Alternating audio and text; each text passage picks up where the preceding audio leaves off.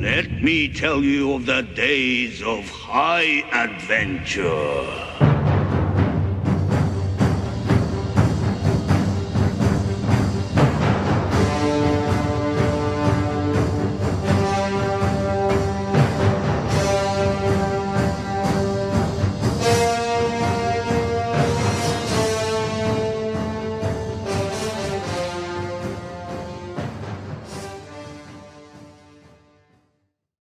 Hey there, nation, and welcome to the show where we show you how to play miniatures wargaming on a budget. It is I, Commander CheapSkate, and today we're playing a 3,000 point battle for Warhammer 8th Edition, a series that we like to call Warhammer the Golden Age. So this is a 3,000 point battle. It is I, Commander CheapSkate of the Wild Hunt, which is my 3,000 point Wood Elf Forest Spirit army, versus Brother Grimm of the Immortals, which is a 3,000 point Orcs and Goblin army.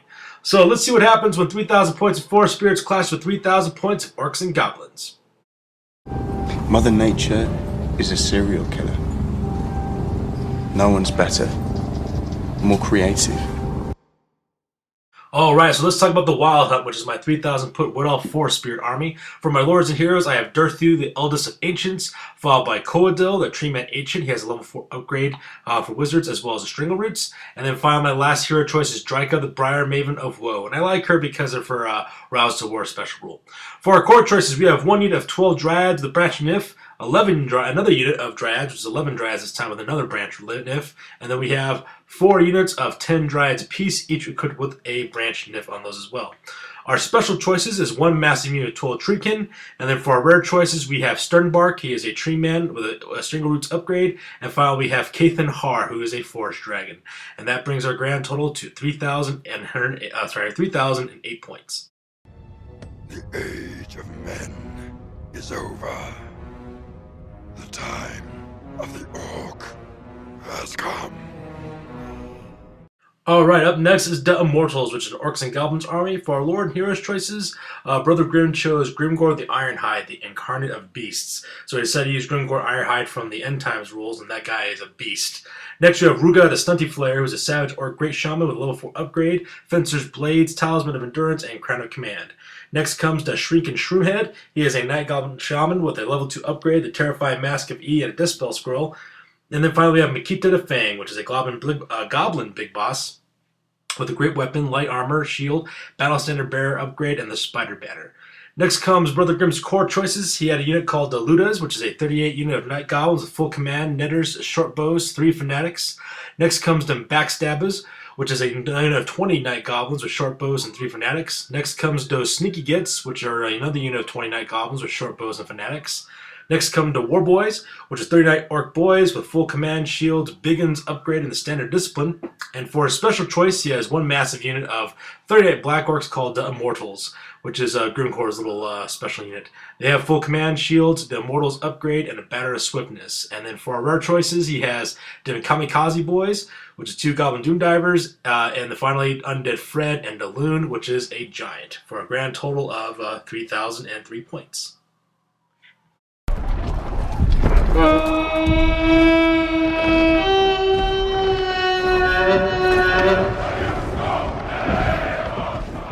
Alright, now we're on to the deployment with the Horns of War sounding at the beginning of the game. As you can see here, this is my left side, as well as the center portion of my battle line. As you can see on the left-hand side, I have 3 units of Dryads, and in the center I have Coadil, which is my Tree Man Ancient. And this is the right side of my deployment zone. You can see I have another unit, 3 units of Dryads located there into the center portion, the center of the screen, which makes up my right flank. And then my right flank, my very far right flank, I have my 3 heavies. I have Kathan Har, my Forest Dragon up there on the hill. I also have Sternbark, which is my Tree Man, and the very far right I have Durthu. So that pretty much makes a deployment on my side of the map. Alright, now it's time to deploy for Brother Grimm. On his left-hand side there, on the very far left, you see there is his stone of his giant, Undead Fred. Right next to them, next to the forest and that stone pillars, is the Immortals, which is his massive, huge unit of Black Orcs with his General 7 Grimgor Ironhide. And then, of course, right next to them, you have 2 units of Night Goblins. Those guys also have fanatics inside of them. In Brother Grimm's center, you have his unit of 40 Night Goblins with his Battle Standard Bearer, as well as his level 2 Night Goblin Shaman in that unit, I believe. Up on the hill there, you got his two Doom Diver catapults. So that makes up deployment in the center of the board. And make up this far right-hand flank, you have the War Boys, which is this massive unit of 39 Orc Biggins with his level 4 Savage Orc Shaman in the center there. So yeah, that is Brother Grimm's deployment for this battle. And over here to the side are my 12 Treekin. The reason why I'm off to the side is because I'm using Dryka's special rule Rouse to War. Basically, you get D3 force sprint units that can deploy in any force in the battlefield after the first turn. I rolled a D3 and basically I only rolled a 2, so that I only allowed to have one unit go on the board. So I decided to keep my Treekin in reserve because I got a pretty sneaky plan planned for those guys. So yeah, there's my Treekin. Mother Nature is a serial killer. No one's better, more creative. Alright, so we start off with turn number 1 of the movement phase, and I won the roll-off on this one, so I got to go first, which is pretty awesome. So, movement's pretty simple on this side. On my left-hand side, I send my first unit of 10 Dryads, those yellowish, brownish ones there. I kind of send them to the fence in order to get them defended against in case the giant decides to charge into that unit. I could possibly cause them to trip over and make them fall. Same thing with that unit of purple and gray Dryads. I kind of send them up to the fence as well to kind of occupy that one. Same thing with the unit there on the far right. That unit of 12 Dryads has Dryka inside of it, and so I send them up to line up evenly with that group. The idea is I want to kind of set up a defensive position, so if the Immortals or if the giant charge, I can go in with the flank charge with my other units. So that is movement on this side of the board. On this side of the board, I keep Coadel right there in the center inside the forest to give him some cover. And my last remaining 3 units of Dryads, I kind of sweep them over to kind of towards the left. The idea is I'm planning on trying to sweep those guys over in order to do some flank charges into the main line with the Immortals as well as the Goblins in the center. I keep my last 2 Dryads on the right kind of staggered that way, just in case if the War Boys decide to charge, I could easily catch them with that unit on the far right and I have a flank charge with most of my units. And so that's basically the plan on this side. He didn't fall? Inconceivable! You keep using the horde. I don't think it means what you think it means. And on this side of the board with my Treeman as well as my Dragon as well as Dirthu, I try to charge into the War Boys over there, which is that massive huge unit of stuff, but basically I fail my charges and so they kind of end up right where they're at. So that was pretty sad. I was kind of hoping for this epically huge charge in the monsters, but the dice gods decided to do it differently. So that pretty much makes up movement on my side of the board. So with Magic Phase out of the way, I decided to cast Weason's Wild Form up on Dirthu for his level 1 beast spell. I decided just to go with that one. It was kind of a simple one to cast, and I gave him a +1 strength and +1 toughness. I did that just because I knew those Doomdiver catapults were going to go after something big, so I kind of strengthened up his toughness in hopes of protecting him from being attacked by Doomdivers. So that's Magic Phase on this side of the board. And as for Magic Phase on this side, Coadel casts his Flesh of Stone on that unit of Dryads there right behind the fence and gives him a +2 toughness. The rest of my spells are pretty much dispelled by my opponent. He has a level 4 caster and level 2 caster, and my rolls were kind of horrible in this game, on this round, so because of that, a lot of my spells got dispelled. So that sums up my Magic Phase. The age of men is over. The time of the Orc has come. Alright, and for my opponent, we start out with turn number 1. This is after the movement phase. As you can see here, he takes his War Boys and kind of forms in this kind of like weird kind of catty corner kind of formation. And I thought I was expecting him to charge one of my units or to charge one of my Treemen or something like that, but he decides that he's going to stay put and kind of angle his unit in such a way that only the charges can come to their front sides, that way we can't get him on the flank or anything like that. And then he brings up his Night Goblins right behind that pillar kind of as a support attack. I got the sneaky suspicion that he put him there because if I charge that unit of Orcs, he's going to release his Fanatics on that Night Goblin side. So that's movement on his side of the board on the left-hand side. Movement on Brother Grimm's center is pretty, well, standard, basically. He sends his 2 units of 29 goblins. He basically marches them forward on either side of that marsh. That brown patch that you see there right in the middle, we're using that as a marsh. If anybody goes across that unit, they all have to take dangerous terrain tests to see if those guys don't get killed. So he kind of skirts the marsh on either side of his night goblins and kind of marches them forward for a bit. And on the very far right-hand side of the board, he basically marches up his Immortals up 10 inches, makes them get out of the forest there, and kind of gets them up, set up for a charge at either one of my Dryad units. And then Undead Fred, his Giant, basically skirts around the right-hand side as well in order to attack my right flank. And so that is my opponent's movement for this turn.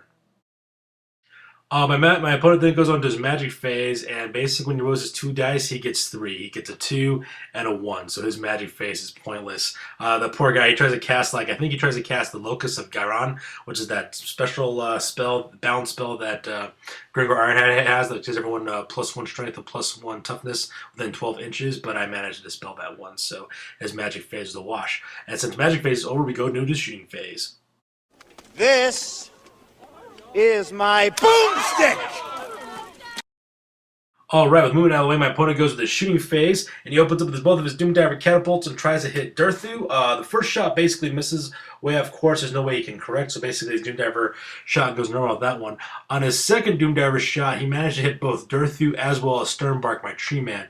He was unable to wound at all for Durthu, but he managed to plink off a wound off of Sternbark, which is my tree man, so that was kind of sad. So now my tree man is down 4 wounds. Since the rest of his units marched, he really couldn't shoot this turn, so that pretty much rounds up shooting phase. Mother Nature is a serial killer. No one's better, more creative. So with that being said, we move on to turn number 2, we move on to the movement phase. As you can see, there hasn't been much movement. The only real movement that takes place on this side of the board is Coadil basically marches out of the forest and gets right behind Draika's unit, so that way you can lend some magical support to that big, huge hunkin' wall of immortals that's coming my way. And then, of course, for the Rouse of War special ability, I roll d6. I get my unit that gets to activate on the board. As you can see, right behind the immortals, right there in the back where the forest is, I deploy all 12 of my treekin, so I can set myself up for a wonderful pincer attack. My plan is for the next turn is to send everything into that unit of immortals. I'm going to send all, if I can, I'm going to try to send my 2 units of dryads into the front of the immortals, and my treekin at the back of the immortals, and then send Draika's unit as well as Coadil to take on the unit of 20 goblins there to get those guys eliminated and to basically use magic and try to destroy that giant with dwellers from below. So that is movement on this side of the map. He didn't fall? Inconceivable! You keep using the horde. I don't think it means what you think it means. And the epic failure that occurs again with my dice rolling. I should show this actually at the beginning of the phases, but actually during my charge phase, I try to send in Sternbark as well as Durthu into the unit of the War Boys, and as well as Coadil. I tried to charge them in there, but unfortunately their die rolls were horrible on that, so basically they didn't charge. They just kind of moved up to where around that house basically is what they got set up at, so I was kind of sad about that. But for the rest of my units on this side, basically I set up my unit of Dryads that were to the center of the field to kind of back up my treatment as well as Coadil to make sure I don't get charged in the flank there by those Night Goblin fanatics. My other 2 units of Dryads, I kind of credit court to the left-hand side to take on those 2 units of Night Goblins that are moving around that marsh. So that's moving on this side of the board. And after moving on to the magic phase, unfortunately for me, magic phase is kind of a wash this round. My opponent and I have been getting some really low die rolls when it comes to getting our power pulls. I think I got 5 dice in this one. I tried to cast Shield of Thorns or to bait my opponent to make him lose some of his Dispel dice, but he didn't fall for it. So I got Shield of Thorns off on my unit of Grey Dryads there. And I take the remainder of my dice to try to cast Dwellers Below on that giant, but unfortunately my opponent uses up the rest of his Dispel dice and dispels it, so that spell goes nowhere. So pretty much a pretty lackluster magic phase. So that's what happened in this picture. This is my boomstick! And in the shooting phase, I use Durthu's Lamentations of Despair attack on that unit of the War Boys, and I managed to plink off 2 more of the Orc Boys there. So that's pretty much shooting on this one, and my turn is pretty much over. So on to the Orcs and Goblins. The age of men is over. The time of the Orc has come. Alright, with that, goes on to turn 2, the Orcs and Goblins. This is the photo after movement. As you can see there, he basically didn't do any charges, just kept his Orcs there for some reason. I think he's trying to realize that he's going to be charging, I'm going to be charging him, and he wants to hold up so that way he can have maximum fighters available to fight with. I'm thinking is what he's trying to do because there's no real target for him to charge at. But his Night Goblins, however, they march forward and they get within 8 inches of my unit of Dryads, and he releases the Fanatics. As you can see there, 2 of the Fanatics just kind of stumble right into the middle there, and the 3rd Fanatic actually cuts through that unit, and we're going to show you what the casualties were a little bit after this photo.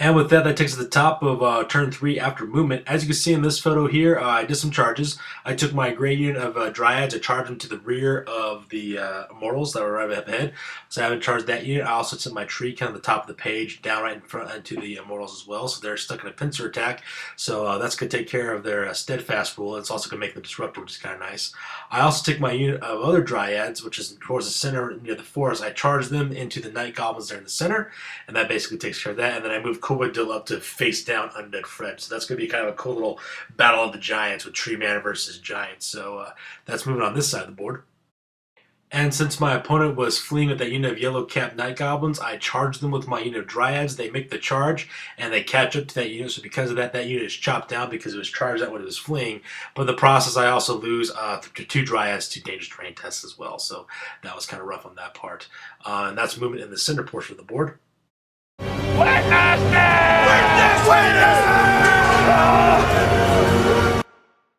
And in this picture, all 3 of my monsters finally make their charges directly into that unit of War Boys. So that was, took a little bit of doing, but they finally did it. So, hooray! My monsters have now made contact with the War Boys. Nothing much happens in my magic phase, so that brings us right back into the shooting phase. This is my boomstick! And in the shooting phase, I use Kathan Har's breath attack and basically plink off one more additional war boy. I take out one of the big ones with that breath attack. It's kind of a weak one, but the thing is, it gave that entire unit stupidity now, so that unit is now stupid, which basically doesn't count for nothing, which is kind of cool. So yeah, that's pretty much shooting for this phase. And with the shooting phase over, that brings us to the combat phase. And to be perfectly honest with you, there's been some. Give them nothing, but take from them everything! And oh my god, I cannot begin to describe to you how bad this close combat phase was. But as far as I can go, let's go and talk about them real fast. So in the center there, we talk about the Immortals.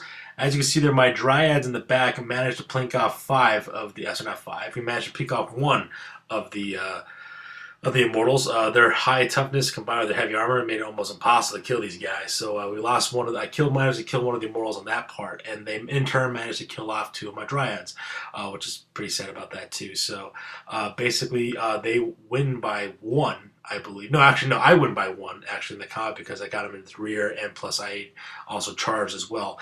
Fortunately for them, though, they pass a break test. They don't go anything with that one.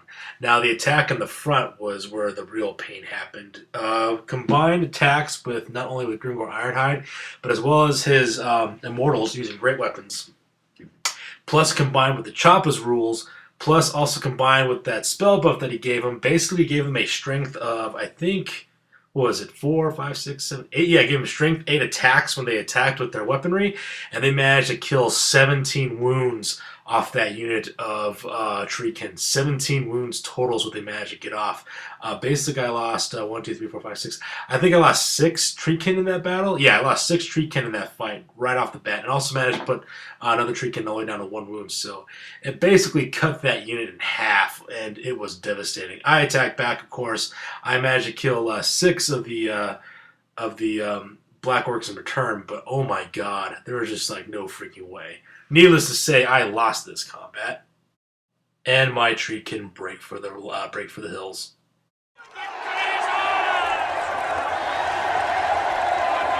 Let's get the hell out of here!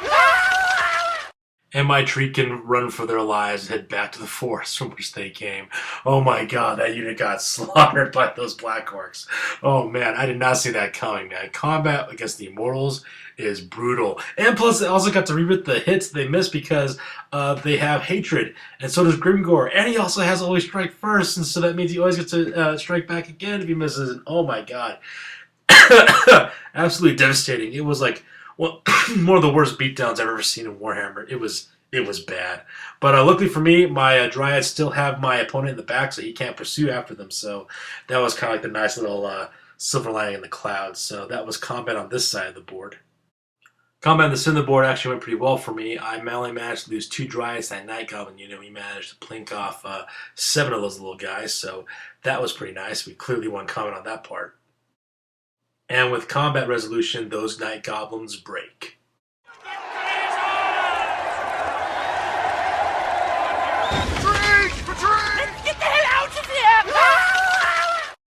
And my Dryads, of course, pursue. My pursuit roll beats their flee roll, and we destroy those guys. So one last unit of Night Goblins to worry about. And as you can probably figure, I'm going to send all the remaining units of my Dryads right out to that unit of Immortals because I got to pin those suckers down. Those guys are brutal.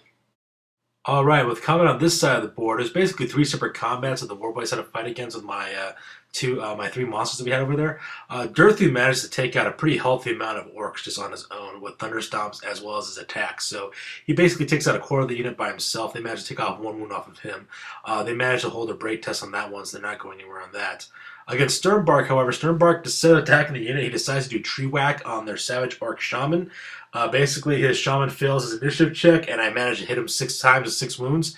He was able to stop 3 of them with his ward save, but the last 3 he was unable to, and so I killed his Shaman, which was kind of nice. So that took place. And the real clincher that really did the combat really well is Kethan Har, which is my dragon.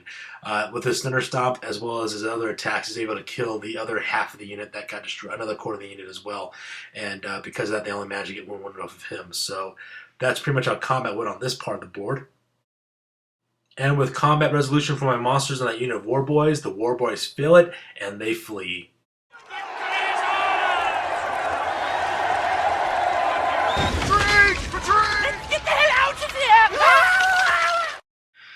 And because of that, that unit was destroyed, and my monsters basically survived. Because their Shaman had the Crown of Command and he was killed, they don't have their Stubborn special rule anymore. So they still have the elevated what you call leadership, but it wasn't enough to stop it. It was not enough to save them.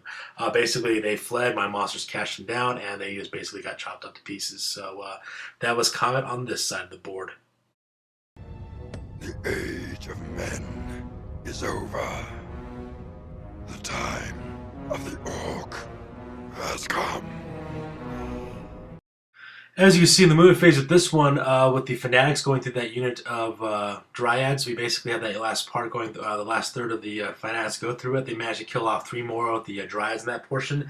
The other 2 Fanatics basically crashed into each other, so they eliminated each other off the board off that part. So that part was taken care of on movement for the Fanatics. The Night Goblins there tried to charge into my Dryads, but unfortunately failed their roll, so because of that, they're stuck there now.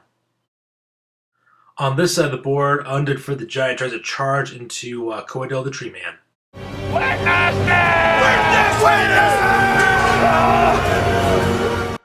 But because he was trying to charge through a wall to get at Coadil, he had to take his initiative test, and he failed it, which basically caused him to fall to the earth. So poor Undead Fred basically trips, he falls, he takes a wound, and now he can't do anything for the remainder of the turn. He's basically just stuck there looking like an idiot, which is pretty cool for me, but kind of hilarious for my opponents, so that's kind of funny. I thought that was a good one. In my opponent's magic phase, not much goes down on this side of the board. He casts the spell Itchy Nuisance upon my dragon to basically slow him down. He gets it off. I was unable to dispel it. Basically gives me a -1 to move, as well as -1 to initiative on my dragon. So because of that, Coadil is now handicapped a little, which is kind of annoying, but I guess that's why it's called Itchy Nuisance. And on this side of the board, my opponent, Brother Grimm, casts Locus of Gyrin again on Grimgor Ironhide, gives that whole unit +1 strength and +1 toughness once again, and so that's just wonderful. I won't be able to stop him. But yeah, pretty much we've been having pretty lackluster magic phase throughout this game. I mean, we've been rolling pretty low. We haven't had a single miscast yet, but basically tells you how low we're basically rolling for our magic phases. But it's basically enough, I guess. So it's mainly combat in this game, and so yeah, +1 strength, +1 to toughness. Great. With magic out of the way, we go straight to the shooting phase. This is my boomstick!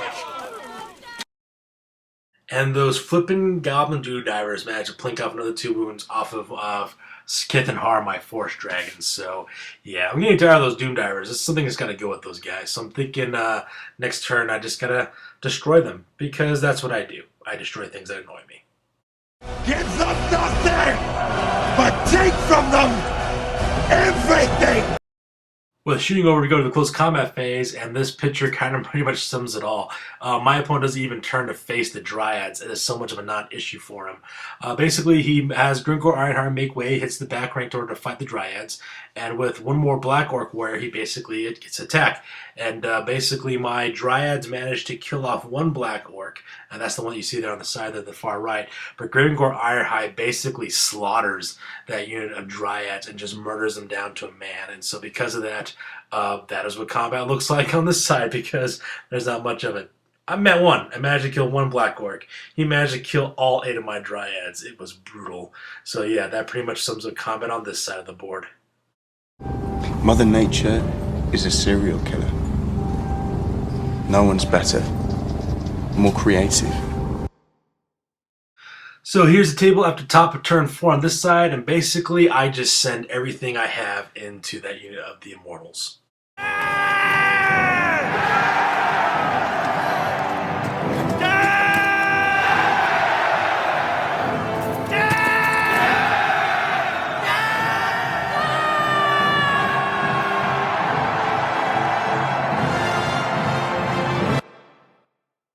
As you can see, my 2 center units of Dryads hit the rear as well as the flank of the Immortals, so we got them kind of stuck in a pincer there.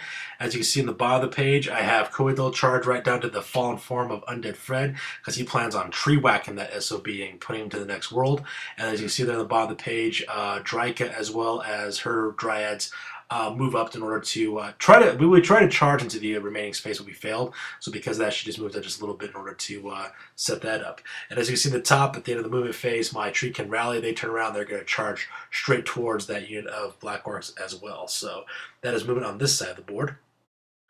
On this side of the board, as you can see here, first of all, I try to charge the Doomdiver catapults with Kathan Har, my dragon. So the first unit of the first Doomdiver catapult, I charge it because of the terror special rule.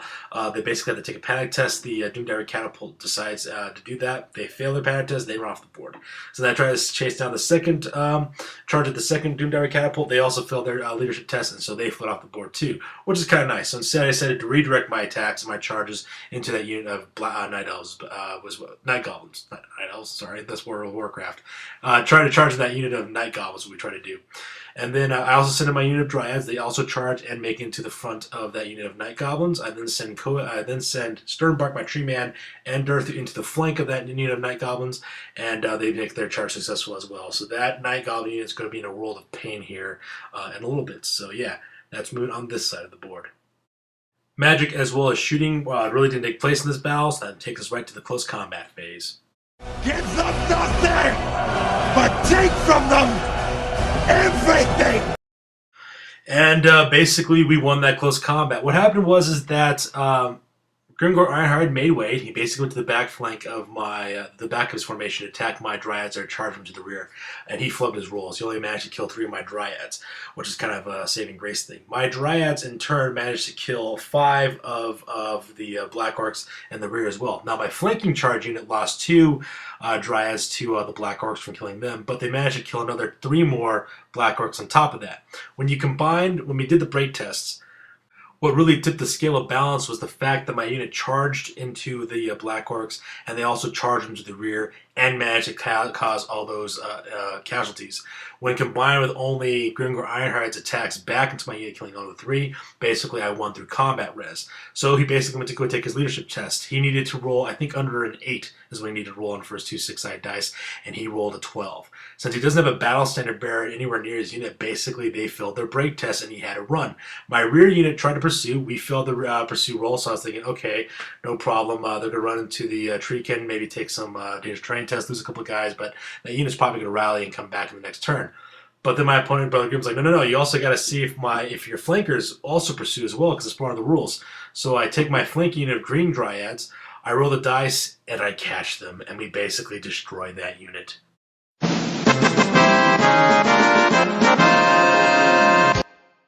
Which was pretty epic, I'm not going to lie. So yeah, that was kind of nice. I got to take out my opponent's entire unit, basically ran them down. Basically charging in the rear and the flanks was basically the only thing that saved me at all during this battle. So that unit of Immortals is now dead. He didn't fall? Inconceivable! You keep using the horde. I don't think it means what you think it means. Close comment on this one was kind of an epic failure. What happened was I went to go do a tree whack with Coadil into the giant. I rolled a dice. He failed his initiative check. So because of that, I got to roll a d6 worth of wounds without any armor saves. I was thinking, great, I'm going to finally kill this guy. And I roll a 1. So basically I dropped down Undead Fred's wound down to 2, which is kind of sad. It was like the greatest upset of all time. But, you know, I can't complain. I just got done killing a massive unit of Black Orcs through combat res, so all's good on my side of the board. And then combat on this side of the board went horribly for my opponent. After all the combat was said and done, I basically slaughtered that Night Goblin into a man. They managed to get a wound off of Kathan Har because of poison attacks, but everything else, though, nothing else really struck or hit in my units. Between Thunder Stops and normal attacks and regular attacks with the Dryads, we killed that Night Goblin unit to a man. Well, not really killed to a man. We basically killed out about 2/3 of that unit. They broke, we pursued, we destroyed them, and that unit was toast. And it's at this point in the battle that my opponent, Brother Grim, takes a look at the table. Looks like it really has like a couple of fanatics left and then a giant that's almost dead. At that point, he basically concedes the game, and that's where the game basically ends. So as you can see, there's not very much left on the board, so because of that, the game is over. And with that, we head straight to the after-action report. That's it, man. Game over, man. It's game over. Sure, I could have stayed in the past. Could have even been king. But in my own way, I am king. Hail to the king, baby. Alright folks, this is the time for the after action report. This is the part of the battle report where we basically take a look at what went well, what went poorly, and how we can improve the next time that we play. And in this battle, it ended up being a victory for me, Commander CheapSkate. So this is a battle between me, Commander CheapSkate of the Wild Hunt of Wood Elf Forest Spirits versus Brother Grim of the Immortals, which is basically an Orc and Goblin army. So let's talk about some of the things that went well, some of the things that went poorly. Originally, my army design is a multiple small unit army, which is also known as an MSU, and the idea is that you basically have a bunch of small little units that you scatter about the board and basically outmaneuver your enemy and attack them in mass with multiple units on one large unit. The idea is that because you have smaller units, if they get destroyed, it's no big deal. You have a bunch of them, and that you basically win through maneuverability. The idea is that you need to swarm your opponent's most dangerous units with the smaller units, so that way they basically get disrupted. And in case you forgot, disruption means basically if you attack your opponent from the rear or the flank, their rate bonuses do not count for combat res anymore. Which is basically good for me because in this battle, a lot of his units were in horde formations, these huge, large formations of stuff. And the only problem with MSU units is that they're very tricky to play with. If you play them right, they're very devastating. They destroy huge units and they basically get away with it. But if you don't play them as well, basically counts against you. So because of that, I might have to rethink my tactics a little bit when it comes to this small unit build, because as you saw in the battle report, I lost several Dryad units. I lost my big hunky huge unit of Treekin, and I might have to rethink how I do that. Magic support, magic items is not really part of this army in a big way, and the reason why is because most of my army is made up of forest spirits. They don't get the option to get magic items, and so because of that, magic is a little weak in this army. Basically, Dorothy's level 1 mage, Draka's level 2 shadow mage, and then of course you have Koido's level 4 magic life of magic wizard. But the problem with him is though is that he can't take any magic items either to help buff up his casting abilities or basically dispel my enemy's abilities. So because of that, I might have to rethink a little bit of that magic part. I thought maybe my units were too spread out in this one. I basically need to find ways to bulk up my forces. I think what I'll do next time is take my unit Treekin, divide into 2 units of 6, so that way I have a little bit more maneuverability as well, and probably focus my forces a little bit more instead of spreading out to a long straight line. Might want to do like 2 flanking units, or basically try to castle up or something like that in order to get my forces. So I'll need to do that as well.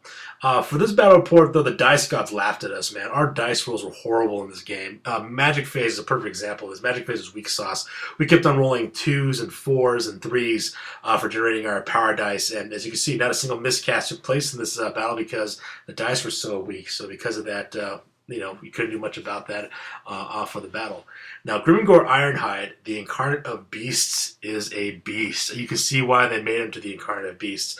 That spell, Locus of Giron, when combined with Black Orcs, and I can't even imagine what would happen if you try to give it to Ogre King armies. But I mean, that spell was just devastating. It made those Black Orcs almost impossible to kill. And as you can see in the battle report, the only way I was able to defeat him was by using a small multiple small units to defeat him. Basically, I had to disrupt him and take away his bonuses. Otherwise, he would have destroyed me.